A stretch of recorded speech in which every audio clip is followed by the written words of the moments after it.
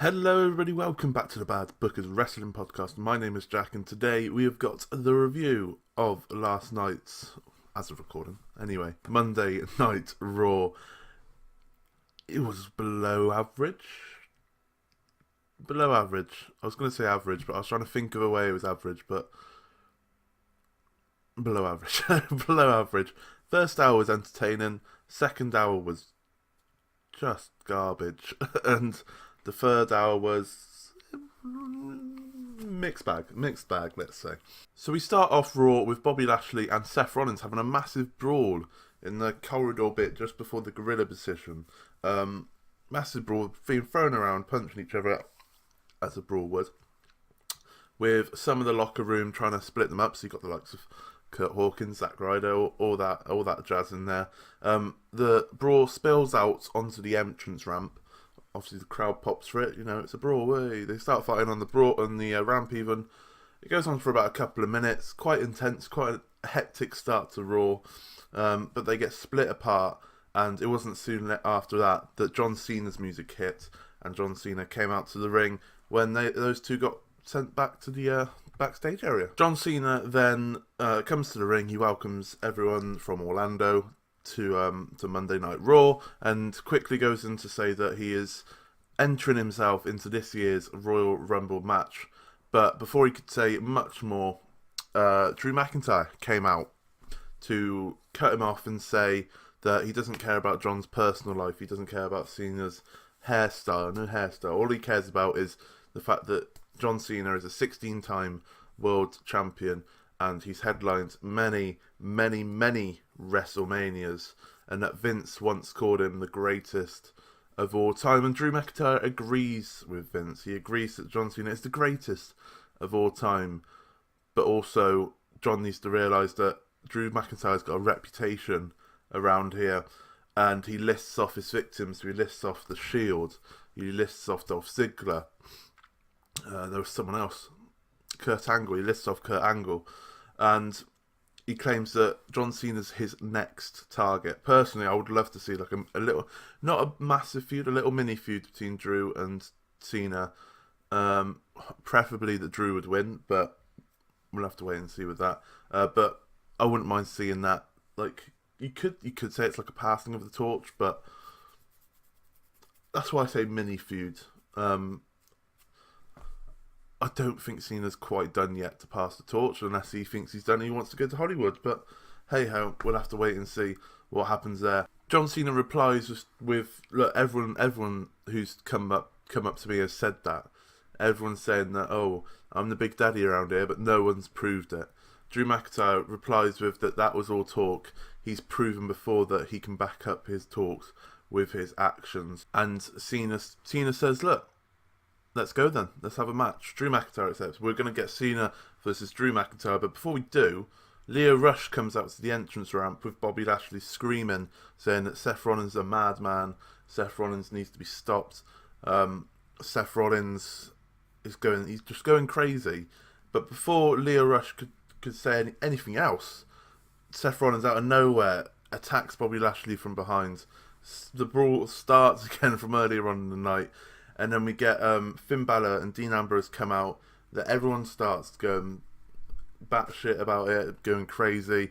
And then we cut to an ad break. And when we come back, it's set up the 6-man tag match for Seth, Cena, and Finn versus Dean, Drew, and Bobby Lashley. So we get this match between the three faces and the three heels. It was an okay match. The start was good.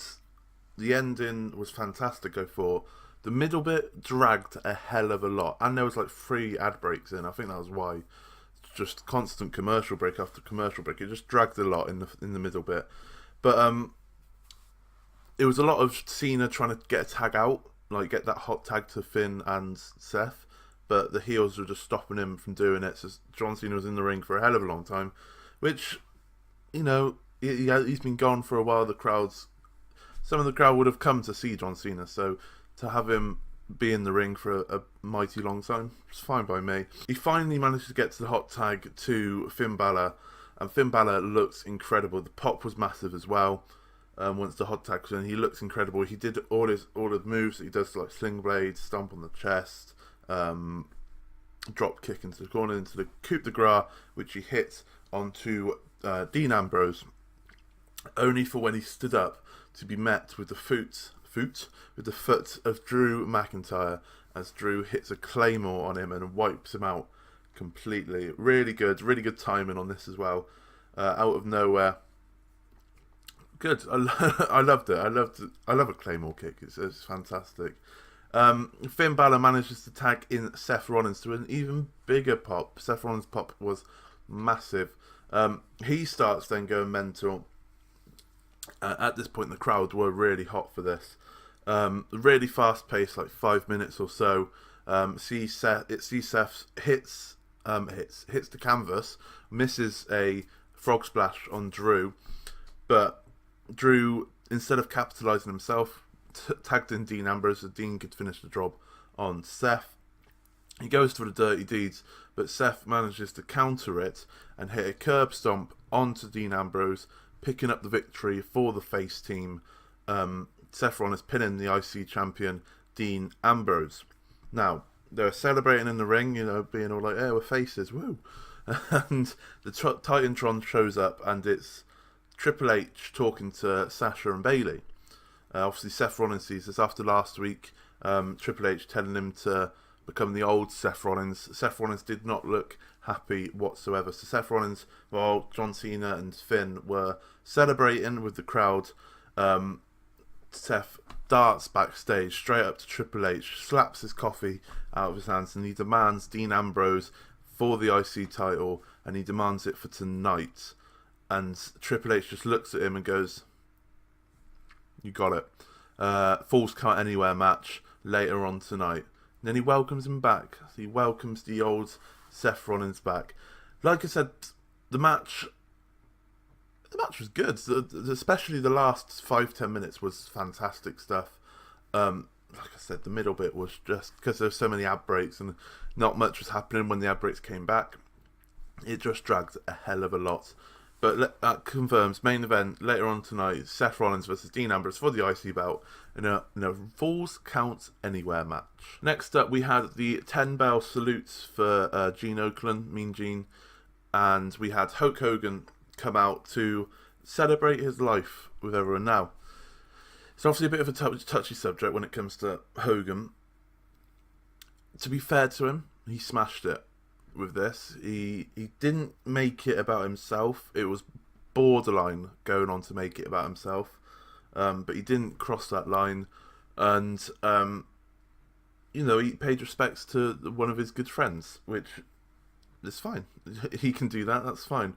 They played a video package. It was like a 4 or 5 minute video package of all of Mean Gene's highlights, and it was fantastic. And the only thing I'd say about this is, hopefully, for me anyway, I'm hoping this is the last time we see Hogan, but it won't be. I know it won't be, because Hogan received a massive pop when he came out. It won't be the last time we see him, but for me, I just don't really. We don't need to see Hogan anymore. Like, the man can barely walk, so we don't need to see him. He smashed this, absolutely smashed it, but that's fine. Leave it at that. Thank you, Hogan. Rest in peace, Mean Gene. And we'll move on to the next one. Next up, we had Raw Tag Team Championship match between Chad Gable and Bobby Roode versus The Revival.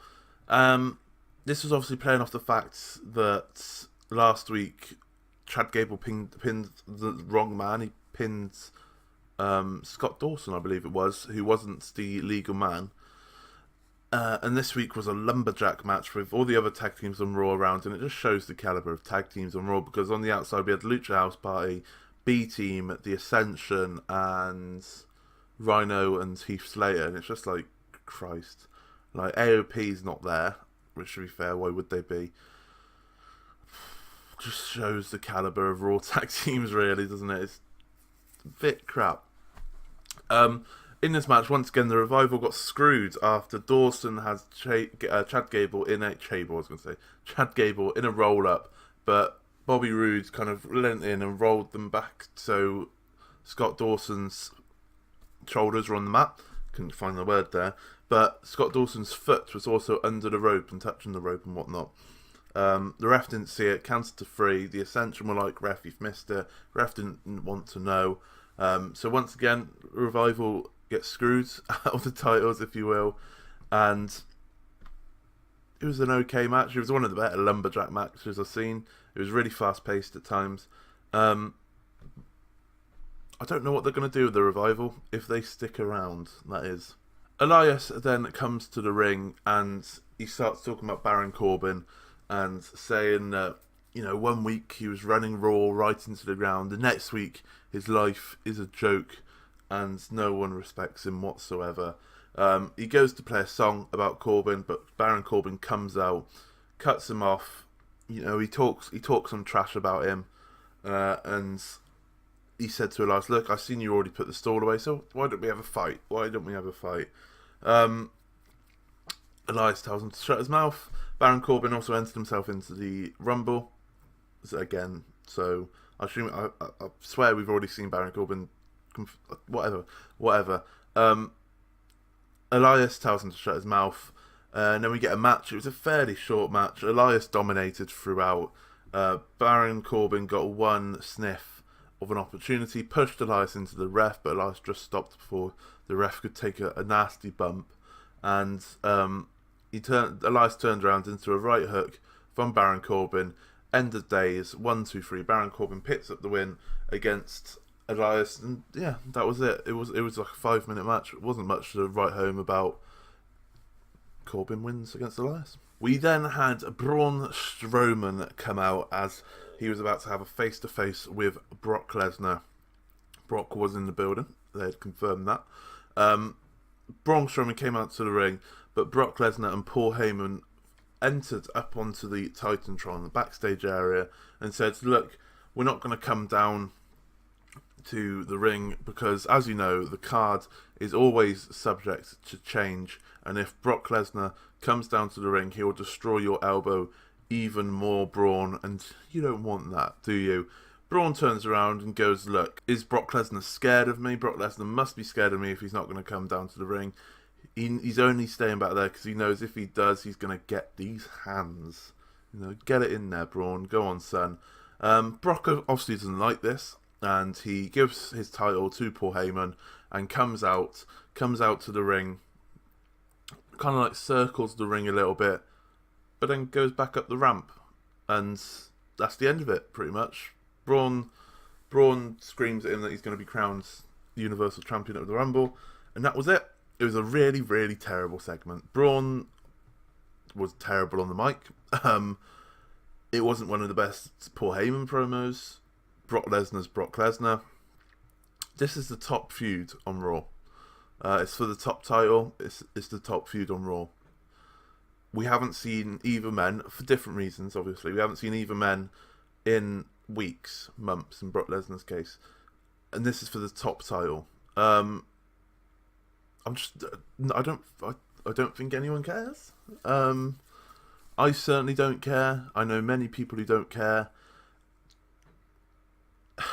I said on the podcast that my biggest letdown of 2018 was Braun Strowman.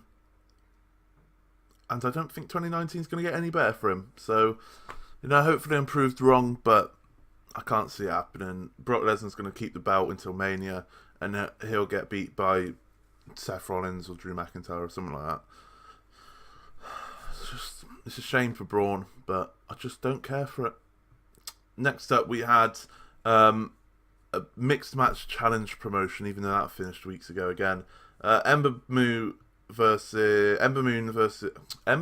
and Apollo Crews versus Alicia Fox and Jinder Mahal. Really, really short match. Ember picking up the win after hitting the Eclipse on Foxy herself. Next up, we had the Moment of Bliss segment with Alexa Bliss with her guest Ronda Rousey. We see a little video package of Ronda's year in the WWE before Ronda comes out, and Ronda says that no, she wants to be a champion that everyone's proud of. She wants to be a champion like a woman in the back who's got more talent in her little finger than Charlotte Flair has got in her entire body.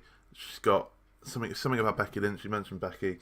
She had the real fairy tale story of the WWE, and that woman is Sasha Banks. And but before she could carry on, Nia Jax comes out, once again pulls an absolutely dreadful promo. Tries to insinuate that Ronda's lesbian. I don't know. And she comes out and goes, "Look, I want a rematch for the belt. Essentially, give me a rematch for the belt right now." Ronda's like, no. Sasha Banks then comes out and goes, "Thanks, Ronda. Thank you for those words. It means a hell of a lot to me. I would love to face you at the Rumble, just to show you that, you know, how you could lose with class and with dignity this time and not run away like you did in the UFC." Ronda just laughs, and then Nia Jax comes back in and goes, "Yo, Sasha, you got right." She said, "You got a 300.5 ounce Samoan." She said ounce. Now 300.5 ounce is about 18 £. So she's saying there's an 18 £. Samoan standing in front of you. What's that, like a couple of hundred feathers? A couple of thousand feathers probably. It's well done, Nia. Just go away, please. No one cares for you. No one cares. I don't know anyone who likes Nia. I really don't know. Like, she's just terrible at everything. Sasha Banks then says, Nia Jax first said to Sasha Banks to get in line, get behind her. And she kept doing this weird clicking bit. She kept on doing that as well. Nia Jax, just jog on. Jog on. Sasha Banks turns around and goes, "Bitch, what line?" And goes, "There's a ring right there. We'll have a match, a number one contenders match. Whoever wins will face Ronda at the Royal Rumble." It was an okay match between Sasha and Nia. There was one horrendous. It could have gone badly wrong. One bad botch. Sasha Banks had managed to get on top after using her quickness to move out of the way of the big moves from Nia Jax. So leg drop, running into the corner. Then they're both on the apron. Nia ran into the ring post as Sasha moved away. And then they're both back on the apron. And Sasha Banks, as Nia Jax is kneeling down, so it's not the greatest of starts, because you can't go far when you're kneeling down. Sasha Banks goes for a Hurricane Rana. And nothing really happened. She kind of went up to the Hurricane Rana. Nia Jax didn't really convincingly lift her to try and spin her around. And Sasha just fell flat on her back right onto the outside. The sound was nasty. Nia Jax tried to sell it on the apron. I don't know what they were thinking, because Nia Jax was kneeling, and like I said, you can't go far when you're kneeling down. It looks horrible. Anyway, they roll back into the ring, and Sasha Banks managed to quickly apply the bank statement onto Nia Jax and makes Nia Jax look weak as piss and tap out once again to the bank statement. So at Royal Rumble, we're going to get Ronda Rousey versus Sasha Banks. Interesting. I'm loving where this is going at the moment. You know, if it's going to end up with a 4 horsewoman versus 4 horsewomen, to have Sasha Banks facing Ronda now, that's really, really interesting. Can't wait for that match. It should be a decent match. And yeah, it's happening at the Rumble, so not wrong for that. And finally, we had the main event of the evening. It was that Falls Count Anywhere match between Seth Rollins and Dean Ambrose. The match pretty much instantly started. Dean Ambrose's music came out because he came out first, you know, because that's apparently what champions do in WWE. He comes out first, and Seth Rollins just attacks him from behind, and then that's when the match starts. The match starts at that point. Obviously, Falls Count Anywhere, so the match surely can start from outside the ring. And all Dean's doing is trying to run away from Seth Rollins. They both start instantly going into the crowd, and then before long it goes straight into the backstage area where they're throwing ladders at each other. Dean's just trying to throw ladders to get away from Seth and whatnot. They then sprawl out into back into the ring area, and Dean starts getting the upper hand back onto Seth Rollins.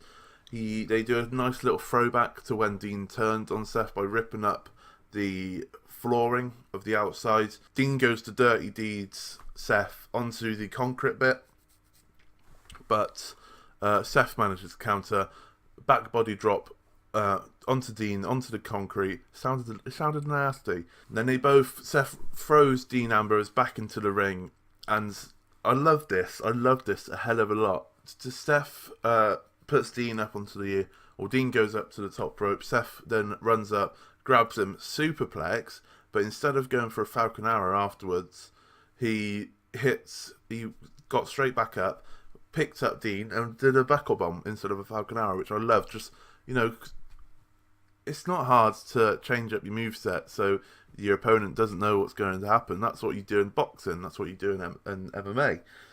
Switch up your move, switch up your combination so your opponent doesn't know what's going on. Loved it. Buckle bomb into the turnbuckles, super kick. Hits it. He then goes for the stomp, which he hits on Dean. But before he could get the cover on Dean Ambrose, none other than Bobby Lashley turned up, ripped Seth out of the ring and started beating him down completely.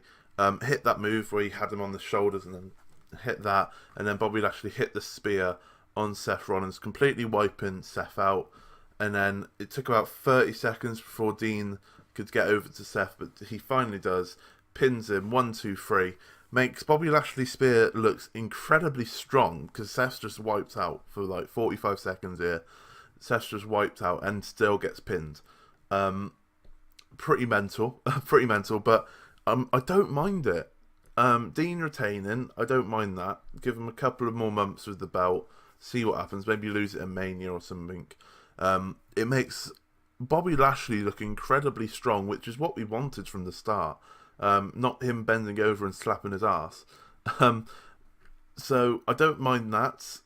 Bobby Lashley, picking up heel heat as well, which is perfect. He needs that.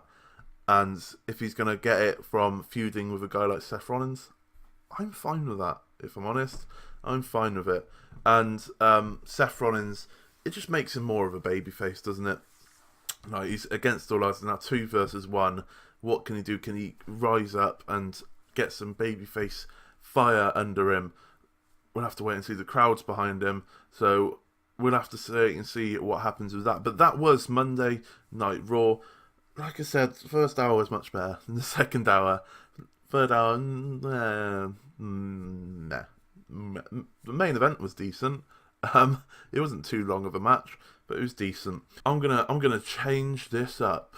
At the end of every Raw SmackDown, which I do, I'm gonna grade it out of 5 stars. Starting from now, new year, new me. I'm gonna grade it. This one's going to get a 2.5 star out of 5. We're not doing a Dave Mouser and going 6 stars out of 5. We're gonna 2.5 star out of 5, and we're gonna grade it every week on that because I can, basically. 2.5 stars out of 5 for this week's Monday Night's Raw. Bang in the middle, nothing special. But yeah, if you did like that, please leave a like on the video. It means a hell of a lot to me. Please subscribe if you're new around here or you haven't done so already. Leave a comment down below on how you thought Monday Night Raw went.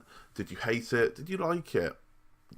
Leave a comment. We'll have a discussion about it in the comment section below. Follow us at BadBookersWP on the Twitter. 5-star reviews on the podcast on iTunes would be fantastic as well. If you listen to that, follow us on iTunes while you're over there, or subscribe. Follow or subscribe on iTunes. I don't know. I have no idea. I don't upload the podcast to iTunes, so I have no idea. But yeah, like, subscribe, and I shall see you for SmackDown Live. Thank you very much for watching.